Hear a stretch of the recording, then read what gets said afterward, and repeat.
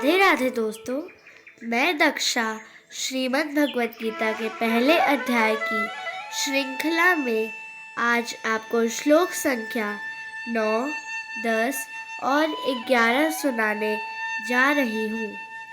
इन श्लोकों में कुरुक्षेत्र के मैदान का वर्णन है। यहाँ दुर्योधन अपनी सेना की ताकत बता रहा है और अपने सबसे बड़े योद्धा भीष्म पितामह की रक्षा करने का आदेश दे रहा है। पता है दोस्तों, उन्हें उनके पिता के द्वारा इच्छा मृत्यु का वरदान प्राप्त था, यानी वो अपनी मर्जी के बिना मर नहीं सकते थे और अकेले पूरी सेना को हराने की शक्ति रखते थे।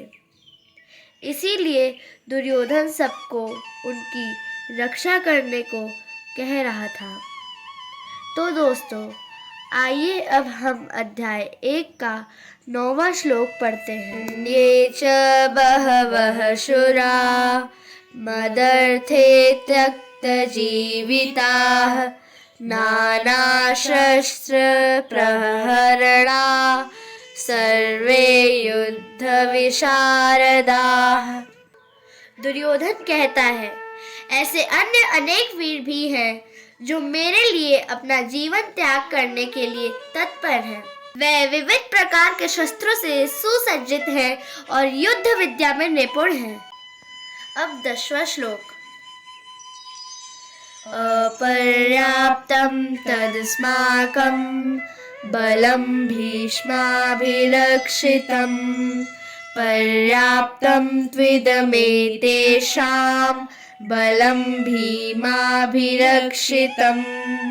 दुर्योधन कहता है, हमारी शक्ति असीमित है और हम सब पितामह द्वारा भली भांति संरक्षित हैं, जबकि पांडवों की शक्ति भीम द्वारा भली भांति संरक्षित होकर भी सीमित है। अब 11वां श्लोक। अन्येषु च सर्वेषु यथा भागमवस्थिता भीष्ममेवाभिरक्षन्तु भवन्तः सर्व एव हि।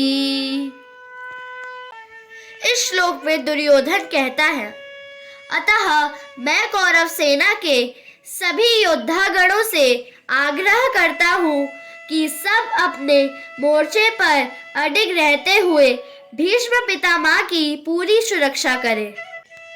क्या आप जानते हैं कि दुर्योधन पितामह की रक्षा की बात क्यों कर रहा था? दोस्तों, बड़ों के पास जीवन का अनुभव होता है और जैसे एक ऊंची बिल्डिंग तभी मजबूत रहती है जब इसकी नींव मजबूत हो, वैसे ही हमारे घर के बड़े बुजुर्ग हमारी नींव है।